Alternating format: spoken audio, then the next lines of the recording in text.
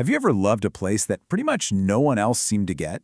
A spot that, to the rest of the world, just looks ordinary, maybe even a little rough.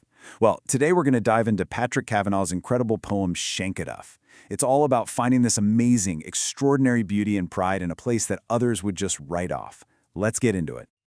Right off the bat, the poem just hits you with this really sharp judgment. You can almost hear these voices, right? They're cattle drovers, practical guys. And to them, these hills are hungry, barren, useless for farming, basically worthless. And their conclusion is pretty simple. Only a poor guy, probably a dreamer like a poet, would own a piece of land like this. And that's the big question, isn't it? That's the whole mystery we're here to unravel. How can the exact same piece of land be a symbol of poverty to one person and a source of incredible pride to another? So to really understand this poem, you first have to understand the poet himself. We need to get into his deep personal bond with this very specific place, the hilly, stony farmland of County Monaghan, where he grew up. Okay, so here it is, the whole poem. This is our map into Kavanagh's world.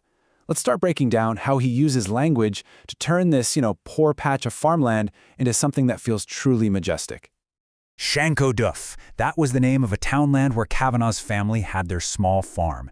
And look, it wasn't an easy place to make a living. It was all high, grassy hills, rocky soil, and pretty harsh weather. This is the raw material he's working with. All right, now for the fun part. Let's try to see this place through Kavanagh's eyes.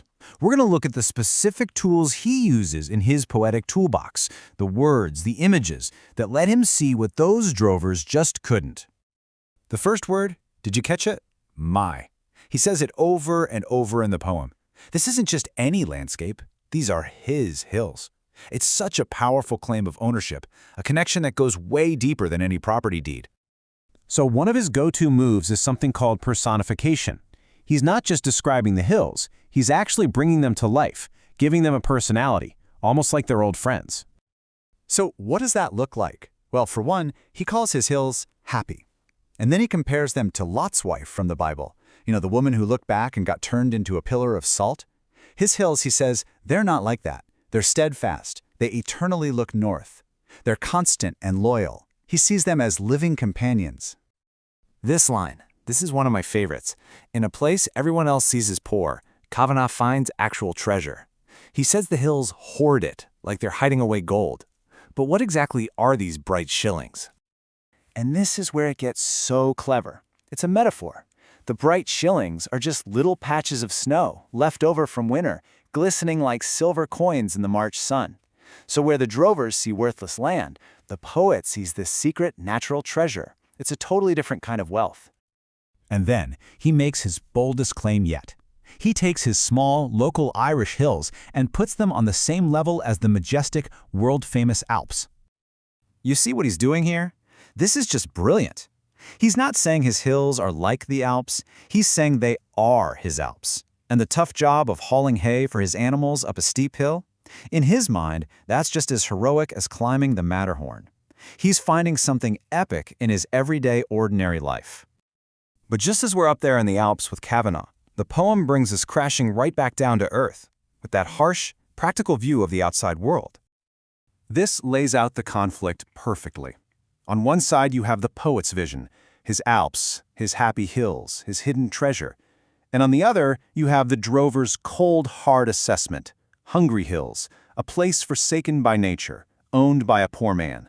It's a clash of two completely different ways of seeing the world. And it's important to remember that drivers aren't being malicious here. They're just practical guys. They look at land and see its utility. Can it grow crops? Can it feed cattle? And from that point of view, they're not wrong. The land is poor for farming.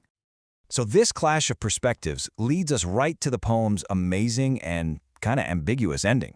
The poet hears what the drovers say, and now he has to react. He overhears their comments, and then he asks this question. I hear, and is my heart not badly shaken?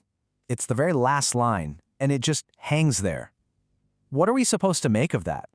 Well, there are basically two ways you can read this. Is it a rhetorical question? Is he saying, of course my heart isn't shaken, I know what my hills are really worth? Or is it a real question? A moment of vulnerability, a flicker of doubt where the cold reality of the world kind of threatens his personal vision? Kavanagh just leaves it for us to decide. So what's the big takeaway here? Why does this poem about this small patch of land in rural Ireland still hit so hard today? Well, it teaches us that a place's value isn't always about money, is it? It reminds us that our identity is so wrapped up in the places we come from. And it shows the power of art, of a poet's eye, to unlock beauty in things the rest of the world just walks right past. And sometimes, that pride in our own place is a powerful shield against judgment. Ultimately, I think the poem shows us that Shancoduff's real worth wasn't in its soil. It was in the poet's imagination. Its value came from the love, the memories, and the meaning that Kavanagh himself poured into it. He got to define his own world on his own terms. And that kind of leaves us with one last thought. Kavanagh found his Alps, his Matterhorn, in a little field in Monaghan. He saw treasure where other people only saw poverty.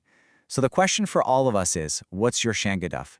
What's the ordinary place in your life that holds extraordinary meaning just for you?